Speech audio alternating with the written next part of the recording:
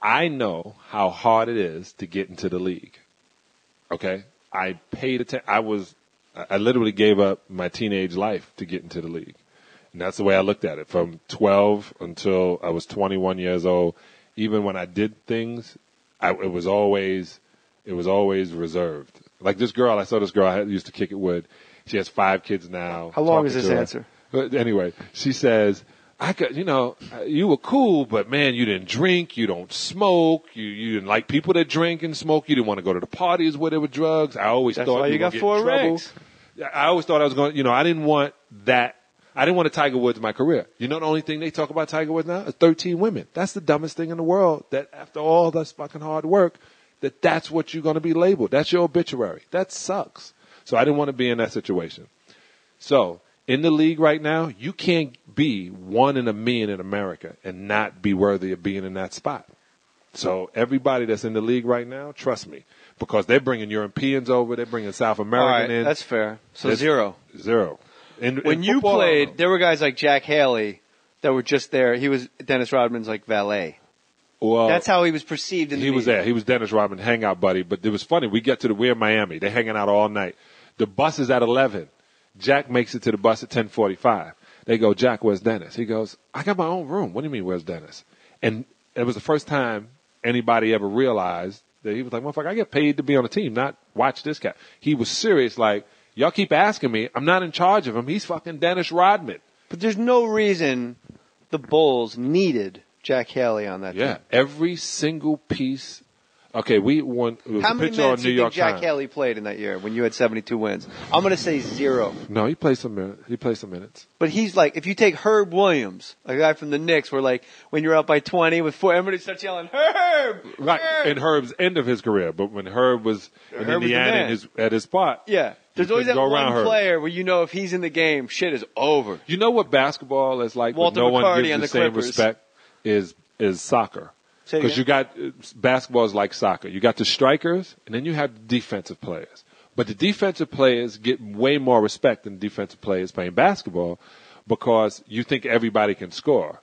But it's set up that you have defenders, and then you have offensive players. But in the world now, they only want to see guys dunk, and they only want to see the spectacular take off and the dance after the score. But you need defenders, and Jack, if it were on a different team, would have been a great defender. I think the game now has done itself a disservice. I don't enjoy the product as much as I used to. Can't hand check. Can't talk back to the ref. What The Jordan rule. job can you not talk back to the referee?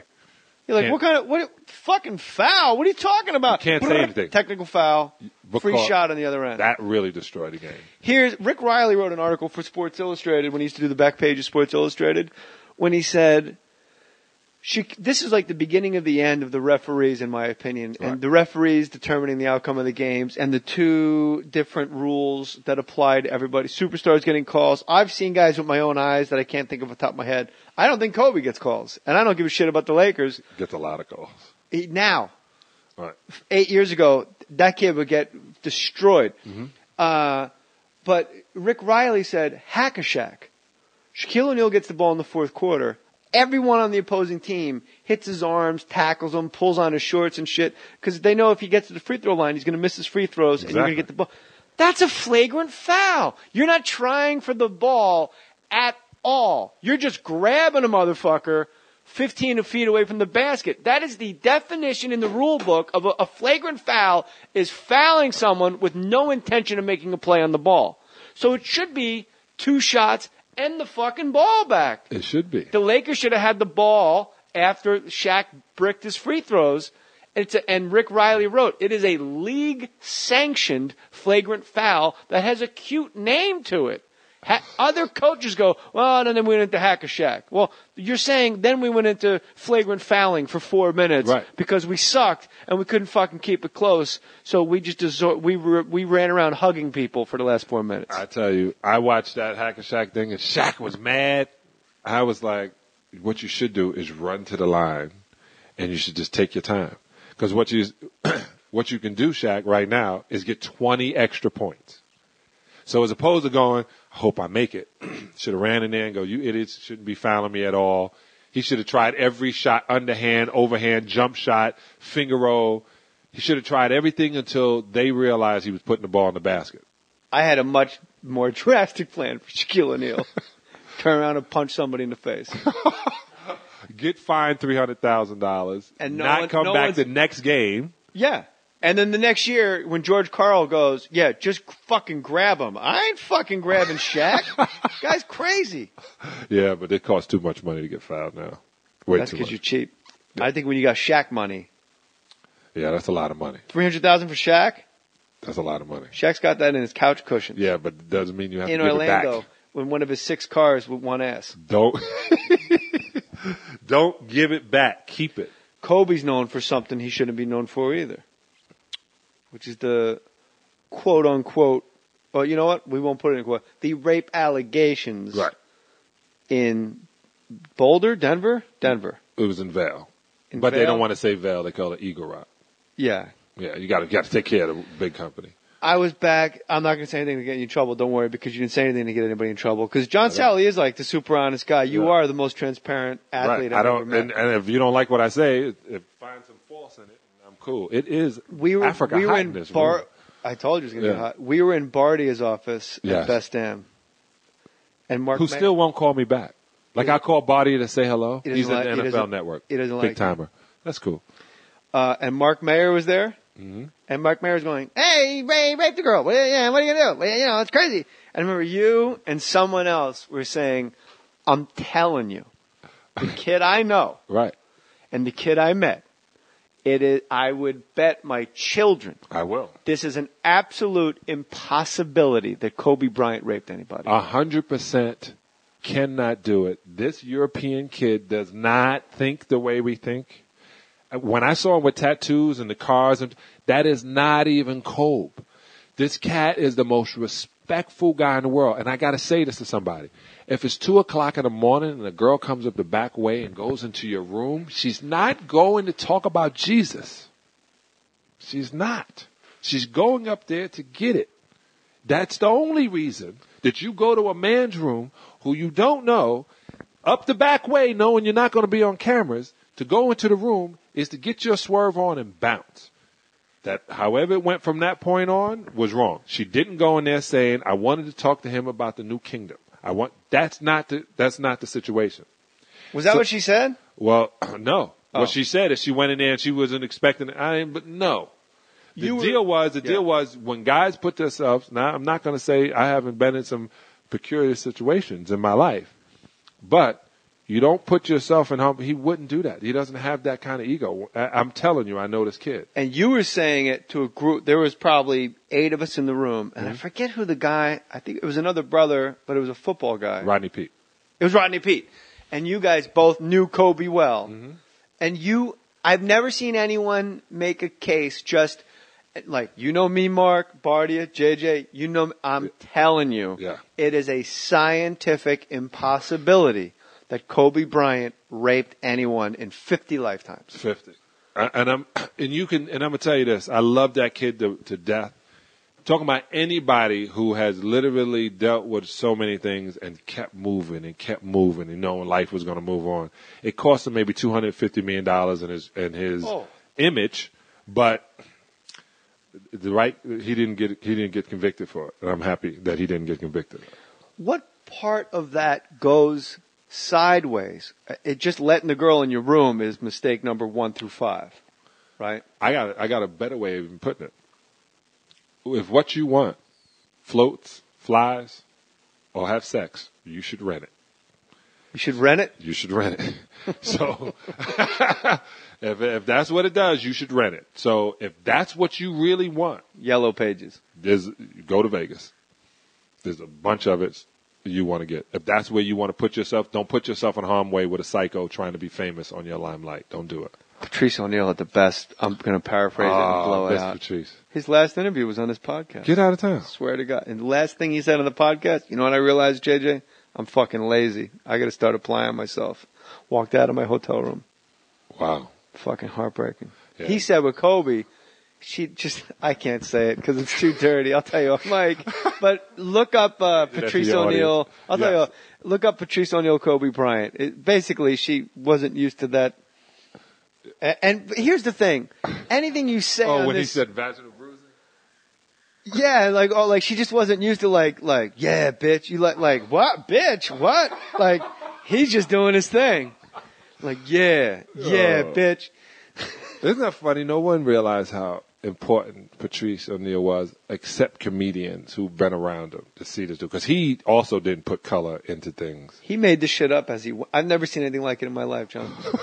Like he would go, so what you do, man? What you do? You tall, motherfucker. You play basketball? He'd be like, yeah. And you go, yeah, where? And you'd be like, Georgia Tech. He'd be like, Georgia Tech? Oh shit, that's in Atlanta. And then he would just talk for 10 minutes about Georgia. Yes. Like he was fishing in all of our minds. And sometimes he wouldn't catch any fish and he would just move on to the next person. But he knew how long to spend on that person before he moved on. Yeah, he was amazing. I liked him as a comedian. Which one of your championships did you enjoy the most? The first one. Pistons, right? I really enjoyed the Chicago championship. That was a crazy ass team. Because I went on the Herd and said that Michael Jordan was the greatest basketball player Colin ever. Cowherd's sports radio program, The Herd? I think Michael was the greatest in the 90s. But ever is disrespectful to Dr. J, Oscar Robinson, Jerry West. Big O averaged a triple-double for a season. You can't say ever. In his time, he was the best in his time. And I can say ever about somebody that, first of all, now Coach K was saying LeBron might be better than Jordan. Like, he might be the greatest that ever lived. Coach of Syracuse. Bohan. Oh, it was Boeheim. Yeah. Here's the thing. I'm a Knicks fan. Right. I watch Michael more than I care to admit. I've probably seen him live as many times as Matt's done acid. Okay? Okay. Live. There's no one in the NBA like this that I've ever seen where when they miss a shot, you go, whew. I don't know how else to explain. When Mike went up for a jump shot and it rimmed out, you went, whew, okay. You remember when you listened Mike didn't miss. When you listened to Richard Pryor's records? Uh-huh. And he talked about Jerry West. That white boy be putting some brothers to shame. 44, 45. Jerry West is no joke. You sure he ain't black? He did this joke. In the 70s, Jerry West was getting 40 games. Jerry West went to 10 championships and only came back with one. You talking about resilience and being a great player. Come on now. This guy, the greatest white player. He's the image of the NBA. They ain't changed it and making Michael Jordan's image. Yeah, the NBA logo, for those of you that don't Jerry know, West. is a silhouette of Jerry West. Who's the greatest white player to ever live, in your opinion? Larry Bird. Yeah. That I've played against?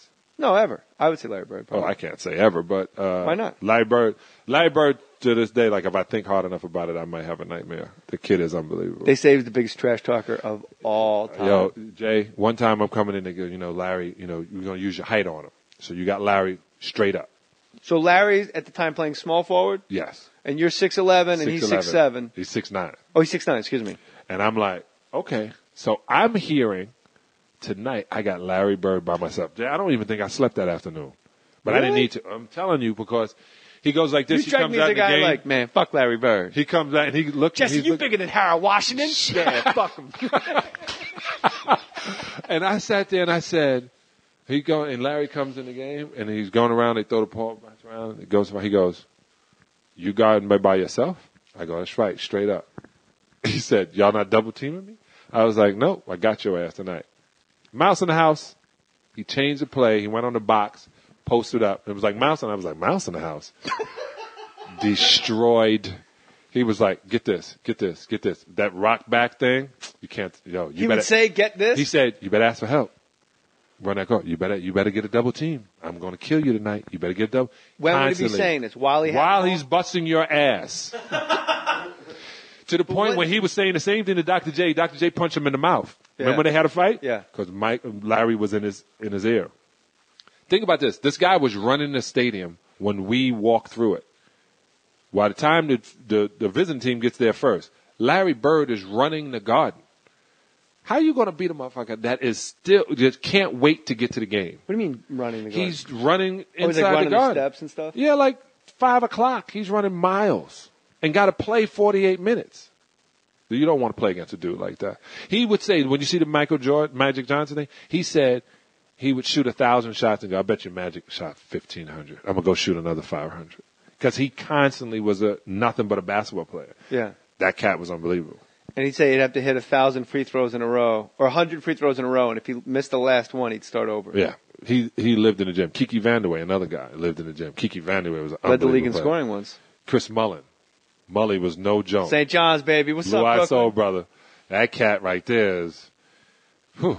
We were going to have a segment on Mohr Sports called White Guy or Black Guy, Yes. and just play people's voices. Because like Lovey Smith, like, well, we're going to run the cover too and do the best we can. And then play like Chris Mullin, like, yeah, I was down in the blocks, right? And then play like